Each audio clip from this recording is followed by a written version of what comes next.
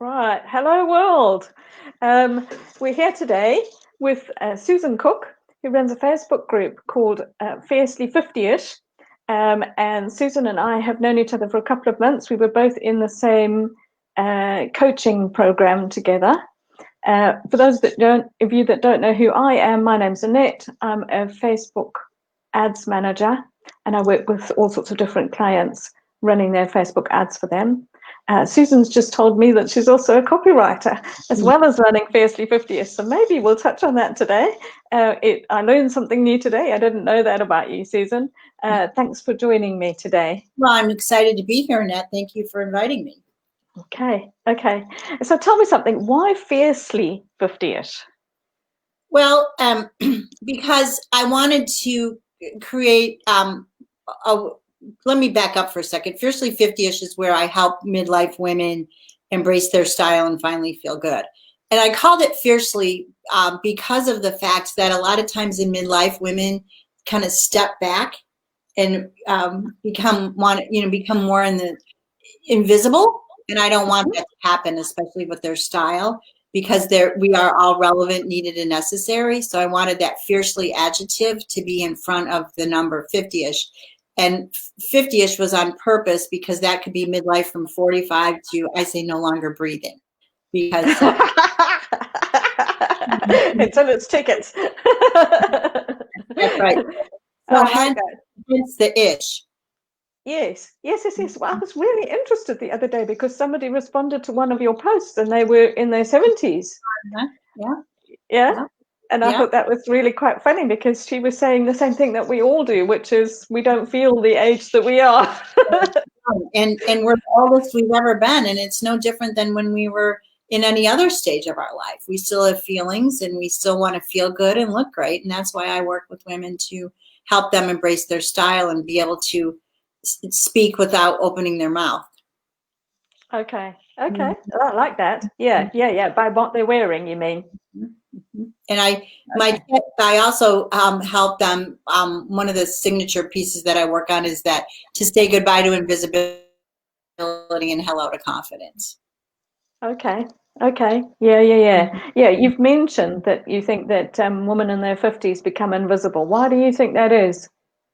Well, I think there's a couple of there's several reasons in that. One is that they've never. I don't know that they've spent the last couple decades focusing on themselves or investing in themselves. They've been raising families, they've been having a career, and everything else seems to slide down on the priority list. Yeah. And life changes. You can find yourself out of a job, which is basically how Fiercely 50ish happened for me. And that's how it started. Okay. Or your kids leave the house, or you're dealing with an aging parent. There's a whole myriad of things that could happen. And you wake up one day and look in the mirror and say, who am I? Who is this person? How did this happen? And so, I think that women especially are the last to put ourselves first. And I know that sounds like a cliche, but I'll do it later, or I don't need to. I'm 58 years old. I don't need to worry about any of that. And we sure do have to. And it's not worry. We need to tend to ourselves.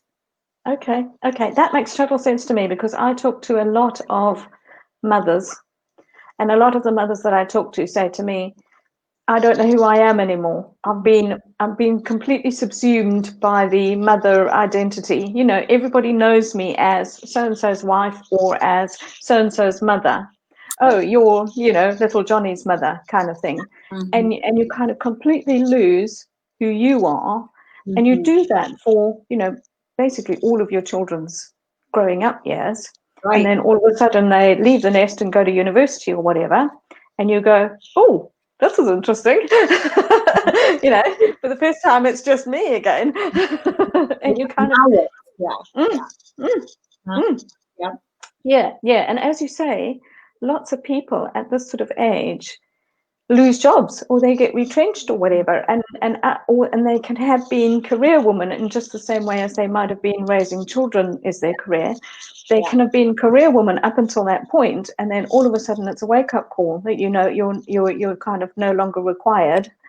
And you have a real low in terms of your confidence level. Absolutely. at that point. Yeah.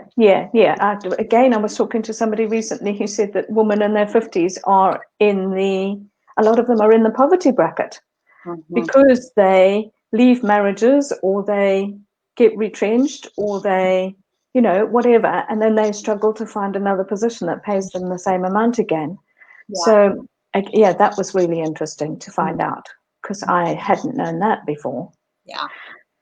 So tell us, what are we going to see this autumn? What's coming up for us this autumn? Oh, wow. There's great colors. There's metallics and golds and really like I've got something that's summery on still, but the deep oranges and some really great colors. There's some embellished sleeves with the top sweaters, which is great. Not the shoulder pads, but coming out from kind of mid sleeve is really hot. The collars from the 70s are back. Kind of interesting collars, but you can commit to that with just remember the Dickies. No. You can do these fake collars where you can. Oh yes, yeah. To that. Oh, there's the there's a lot of the fake leather, faux leather, colored leather, and that's pretty good. And then there's always the standbys that work for all of us too. The jeans and sweaters and jackets and all of that good stuff. The key is to know when do you incorporate. There's a difference between style and then fashion. And fashion obviously is trends. And you're a slave. That's why slave to fashion, where people, buy all the latest and then they have nothing to wear. Whereas style is more what I address with my clients. It's for women to find their own style. And then to pepper in fashion, maybe through accessories and shoes and things like that. So, so they keep up to date, but actually it's more about what suits them as a person, personality-wise and shape-wise. Absolutely. And I tell all of my clients too, and you talked about a little bit where women are retrenched and this is the first time in their lives where their life experience really does matter. I can give an example. I worked with a client who had retired, and she was just really needing to be in a space that made her feel better and comfortable. And she kept saying that she wanted comfortable shoes and pockets. And so through my program, we found out that because your lifestyle really matters on where you're going to be and how you want to dress, that she was a chef.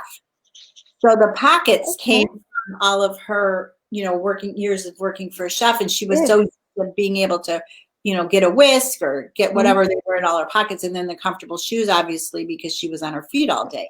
So we were able to find. She about took me home with her when I was able to find dresses and skirts that had pockets in them.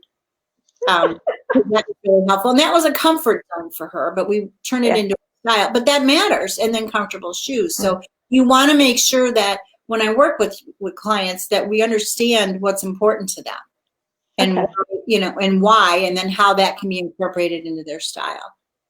Okay. That's interesting. Yeah. So now a question for you. Can somebody in their 50s and 60s and 70s wear gold and metallics? Sure. They, depending on their coloring and the contrast, they can wear that in some jewelry, and the jewelry can be, earrings or necklace or bracelet, depending on their. If it doesn't suit their skin type, then they can do it as shoes or a bag, purses, things like that. So there's So again, you're back to the style, isn't it? So you're wearing something that suits you and is good, and then you update it slightly with accessories, for example, that fit in with the current trend, rather than going all hog. I'm imagining somebody completely head to toe in metallics might be a bit much. Yes, it could be very much. And that women find the balance of what works for them, because if you're not comfortable in your style, you're not going to be confident. And so that's what I do. I work with them to figure that out. Yes. I think that's the key thing. I'm not a fashion person. I don't follow fashion, but I know that a good dress makes me feel great. Yes, absolutely. And dressed every day matters, even in this pandemic. Yeah. Yeah. Even if you're at home or every day. Yeah. I looked out the window yesterday and saw somebody wandering down the street in their pajamas and thought, I'd never do that. No. Not even in a pandemic.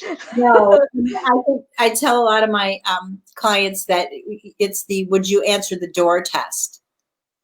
Okay. You know, if what you're wearing now and someone rang the doorbell, would you go to the door? Okay. Mhm. Yeah, that's a good question. Yeah. Yeah, that makes sense to me. Totally makes sense to me. Okay. So tell me a bit more about the group and about what you do for the people that you work for.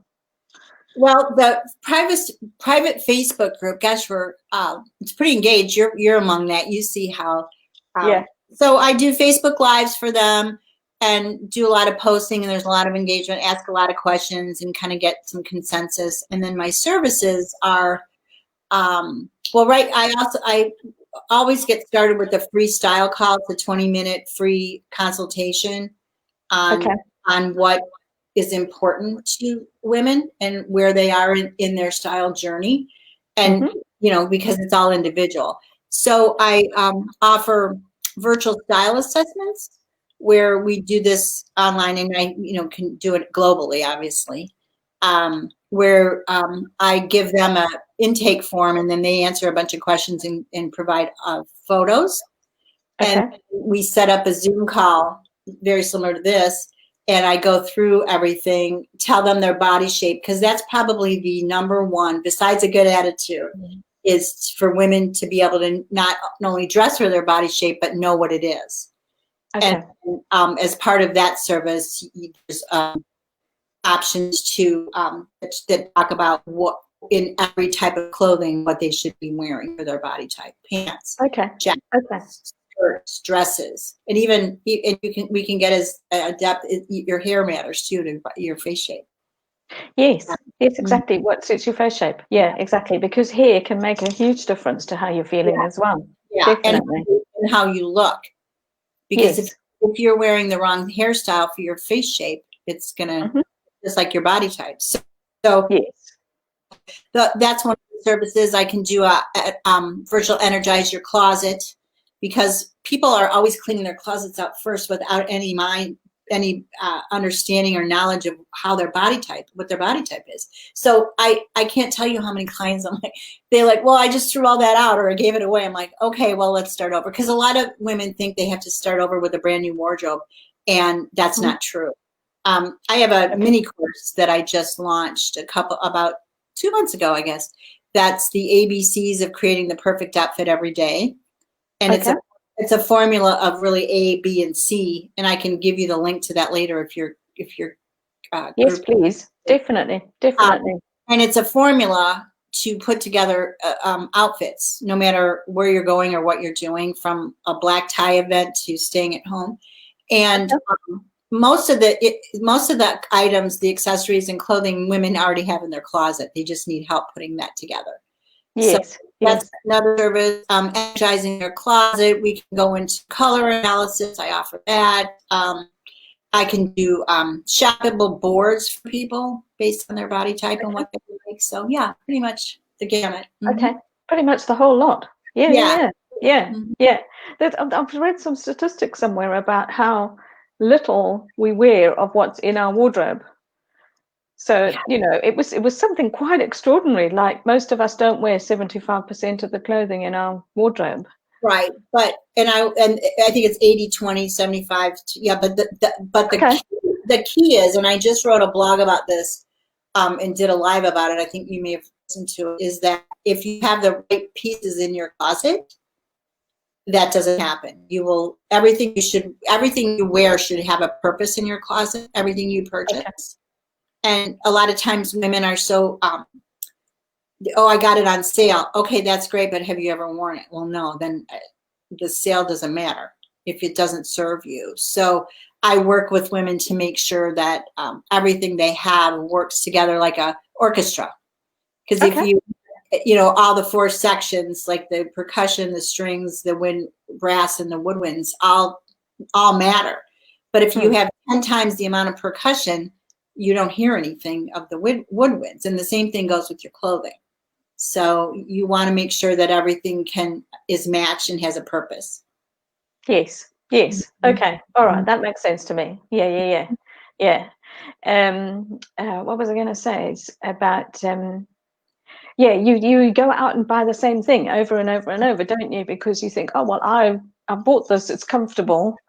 It's predictable, and we don't want predictable. Exactly. And you end up with 30 T-shirts of the same shape in your closet. in different shades of gray. Mm-hmm. Yeah. Absolutely. I used to do that too, but there's so many different ways to, you can stop that and only have I guess it would be a capsule wardrobe where you could have X amount, but you want to be able to interchange items and put together things that you might not have thought would work. And you can tie it all together. And I talk about that in the ABC mini course, but there's just really simple, and it's not going to break your bank, and it's not going to, you're not going to stop traffic because you look the same. You're just the better version of who you are today with your style. You might stop traffic. You never know. I think change is hard for women. Change is hard. It is, which is why we keep buying the same more comfortable stuff over and over and over. Yeah, and we have a pair of pants in 5 different colors. Yeah, exactly. So how did you get started with this when you've worked as a copywriter before? It was about 3.5, 4 years ago. I was in a job where I was the victim of ageism. Okay. Leadership was about 40 and maybe late 30s, and I was in my 50s, and I realized at a meeting I was in, no one was listening, no one heard me, so I spoke a little louder, and then they still weren't listening, and I could just tell it, and I didn't know what it was, and so I went back to my office that particular day, and I was just really upset about it. Not upset, but as far as like, what is happening? What is going on? And all this, I stood up in the afternoon and said, they think I'm old. They think I'm old. And this is karma, coming back and rearing her ugly head. And so I, just as a copywriter, one of my superpowers is writing. So I started a blog called Fiercely 50ish, and realized that there's no platform for midlife women that's fun and informational. It's all, all about medical and things that so anyway, that's how that launched. And then I realized that even further, that women can make a statement on how we present ourselves and what we want to attract. And that's when I went back and and I'm certified in some of the styles, in the style, as well as a copywriter. And I went back and realized I was wearing all the wrong colors. I was coloring my hair when Mother Nature was starting to tap me on the shoulder, and then she started to scream, you need to embrace all of this. And that's how this all started. Okay. Fascinating. not the bad part about, not feeling like part of the company, not feeling heard in the company. But the fact that you've taken it forward and done something with it. Yeah, you can't stay angry, or you can, but it's not going to serve you. And I just thought, there's a way. I'm not going to take this laying down. And this is, again, I said before to you, Nat, this is the oldest we've ever been, and we're not dead. No. Life is better now than it ever was. Okay. Yeah. Well, you're still breathing, so you've still got life in you. So therefore, you move forward, don't you? Yeah. Yeah. And you need to surround yourself with things and people that promote that. And then part of that is your style. When you can get excited about getting dressed every day, I've done my job. Yes. Instead of, oh no, what am I going to wear today? Yeah. Oh my God. It's like worse than what's for dinner. Yes. Definitely. What's for dinner is never a problem for me, because I absolutely love cooking and I love food. So I start plotting dinner first thing in the morning. My husband would love you. Okay, so what do you do for fun? What do I do for fun? I like to run. I love to exercise. Okay. I love to Oh gosh, what else? I guess I'm a sous chef. I help my husband cook. So that's Okay. fun. And we like to do redecorating home projects. Okay. Okay. Mhm. Yeah. Yeah. And how do you bring fun elements into the group? I mean, you've touched on this already by saying that by surrounding yourself with people that are like you, that are Yeah. positive, that are thinking forward, Yeah. you are there, and that almost empowers you, doesn't you? It pushes you forward and drives you forward, and makes it much more fun. Yeah. You know, if you have a whole bunch of people around you going all the time, then that's really going to suck the energy out of you. Mhm. So it's quite energizing to have a nice group of ladies around you who are enthusiastic Yeah. and, as you say, engaged in the group. You know what I mean? That the posts don't just sit there No. and getting crickets, Yeah. basically. And I think that part of that is because, you know, how you look affects how you feel, and how you feel then energizes you. So Yeah. that comes back into it. And Absolutely. how do you make a group more fun? Do you have a specific strategy in Um, place to make that more fun? well, first of all, to have a really good sense of humor Mm. and not take it too seriously, because that's where I think where my clients and women in the group, sometimes it's like, okay, bring it back. It's just clothing. It's fine. We're good. Uh, and then to make them think about things in a different way. Like I just talked about the orchestra Mm. with your clothing, and not to view it with the same gloom and doom. And that's what I've done in that mini course, where just, take a different perspective and come at it. Because if you always do what you always did, you always get what you always got. And Yes. that's true in any kind of any situation with our lives. So, but embrace this. Let you get a do-over every day with how to get dressed. And a lot of women, I realize too, we may not have ever been taught this. No. You wear a suit every day, and then you come home and you wear jeans, and that's it. Or then you cook or clean, but that, to make sure that I offer options to all my clients. Okay. Mm-hmm. Okay. Mm-hmm. Yeah. Yeah. Things like color. Yeah. You know, and occasionally you get hints from people who go, "Oh, you look really good in that color," Yeah. but that's not the same as a third party standing back and saying, "Here, think about these colors," because often you go for the colors that you prefer, even if they're not very good for you. Yeah. Yes, and Yeah. Well, it's safe. And I have a whole thing, yeah, about women in midlife should not wear black against our face. And I get a lot of yeah. pushback on that. I get a lot because they find that black against our face finds every wrinkle and every fine line, and it just diminishes us. So you can ease into it and wear black, but you would want to have a scarf or a statement necklace that is going to be more likely to your color.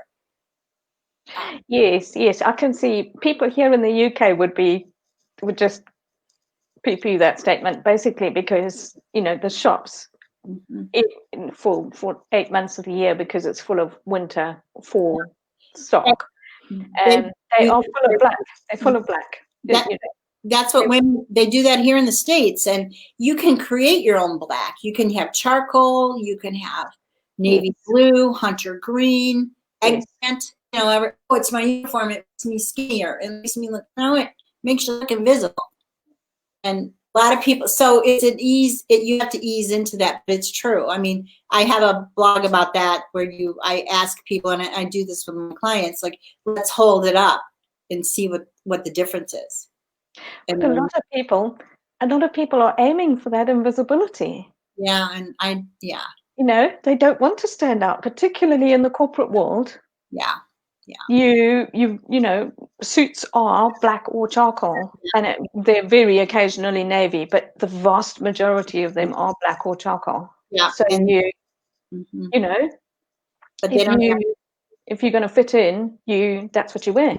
yeah, not anymore, because you can set up with a necklace or a scarf or a fun blouse, yeah, or Yes. or even a dress. Oh, let's do a dress. Oh, now you're treading on Yeah, dangerous territory, aren't you? really stepping off.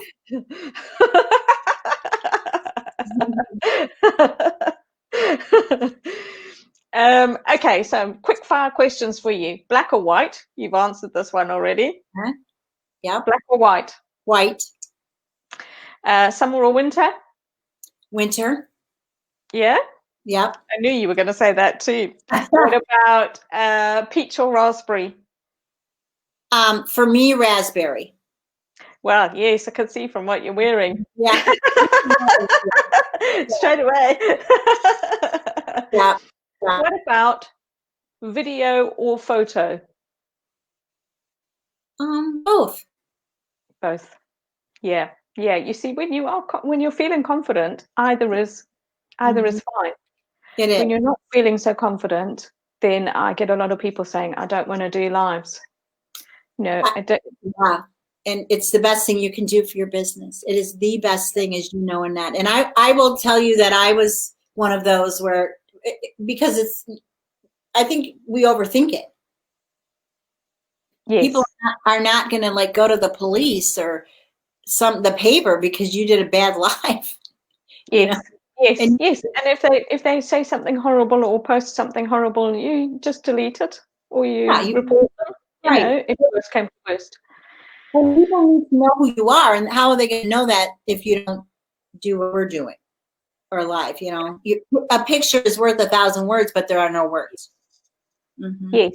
Yes, yes, and you get so much more personality-wise from a video, from somebody talking on a video, than you do even from their Facebook posts. So if you're thinking about working with somebody, and I work with a lot of coaches and, you know, that sort of thing, and if you're going to work with a coach, you kind of want to know who they are. Yeah, if you're going to pay them some money, yeah. It's like a blind date, you know, like, would you go out with someone? Yeah. No, I'd like to see who they are. Are they breathing? You a little bit before. Yeah. A little bit, yeah. Just a little bit. Not too much. We don't want all that information. We just want to know who you are. And then people will make judgments, and they do, but whether they want, you know, they like you or they don't, which is fine. Yes, but then people do that in the real world as well. Oh, right. Absolutely. It is what it is. Yeah. It is what it is, unfortunately. Yeah, you do get people like that. So do you have a golden rule or a thing that you think that women need to watch out for as they get older? One of my keys is that confidence is your best accessory. Okay. Oh, is that better? Yeah, that's okay. Better. My main takeaway for women is a positive, and it's confidence is their best accessory. Okay. So rather than a hard and fast sort of rule about over a certain age you can no longer wear jeans, or over a certain age you. Yeah, that's wrong. I also have a lead magnet about how to buy the perfect jeans. If you want to wear something, you wear it. But you know, there's certain things, like if you have to ask if something's tight or it's too short, probably is. So, but that's at any age. You know what I mean? But I posted a couple of weeks ago that the 10 things women shouldn't wear over 45 are others people's judgment. Okay. Yeah. So yeah, and that's the beauty of finding your own style in it. Yes. Yes, because it's less about what's trendy at the moment, and less about what age you are. It's more about what suits you. Yeah. Yeah. Absolutely. So, how do you find the perfect jeans? Did you read the lead magnet? You have a body type. It's your body type, and if you're a lot of women, and I put in that lead magnet, and it's free, about, I think there's 5 or 6 different types of jeans, and then I talk about what body type those are for, and how to find the right ones when you're. I don't know if your dressing rooms at your stores are open now, but you go in when you try on outfits, and I tell this about all outfits when you're trying to put on everything. Don't try on the jeans with a baggy sweatshirt, because that won't tell you. But, you know, and then I talk about which tops will go with the jeans too. And, you know, what kind of shoes, and pockets are really important. Pockets in your rear end are very important about the type of jeans. So, yep. Yes. Okay. So we need to download the lead magnet, it sounds like. You do. It all comes back to body shape, doesn't it? It If does. you understand your body shape and what flatters your body shape, you're pretty much there, aren't you? You're about 90% there, and then meeting your fashion persona. Like, what do you like? Are you romantic? Are you bohemian? Because then that matters. Once you know your body type, then you meet your fashion persona, and then we energize your closet. Okay. You know, Okay. yeah, it gives Yeah. you authority. Yeah. Mm-hmm. Do you find people come to you and go, I don't know what personality type I am? Absolutely, and we go through that. Mm-hmm. Yeah. Yeah. And you gradually unwrap them, I would guess. As time goes on, you get to know them a little bit better, and then part of that can be sort of almost shocking them, can't it? Because you can hold up two outfits and go, which one of these do you like? And one of them can be quite outgoing and one of them can be quite laid back. Right. And then you can eventually work out, I should imagine, from there. Absolutely. Where they need to be. Yeah. And it's what they love, and you love what you love, and that's fine. And then we find a way to incorporate that to what they, Yeah. Yeah. Into their lifestyle and into their body shape. That's right. Mm-hmm. Yeah. Yeah. Okay. What else have I got on my list? We've talked about pretty much most of it, I think. Yeah. We've talked about color. We've talked about genes. We've talked about red flags when you get older, how you feel. Yeah. Yeah. What would you like everybody to take away from today? That your style is yours and it resides in you. And if anyone wants to book a free style call with me, I'd love that to happen. And just make sure that you're always confident in what you're doing. Yeah, definitely. Once we finish this, we'll go back to the chat. And then if you can give me a couple of links, I can pop them into the post. Okay. Or you can pop them into the post because it's on my page and you know where to find it. So that people can come and find the PDF about the right genes for your body shape, and also how to get in touch with you if they want to book a consult. Okay, perfect. I'll give you the link. Yeah. Yeah. This is delightful. Thank you so much. Thank you for joining me today. And I'll be sharing this out to a couple of different places once this is finished. I don't think we've had many people watching live, but often these videos get interaction after they're posted. So if anybody's got any questions, drop them in the comments, and Susan or I will get back to you. And thanks very much once again. Thank you, Annette.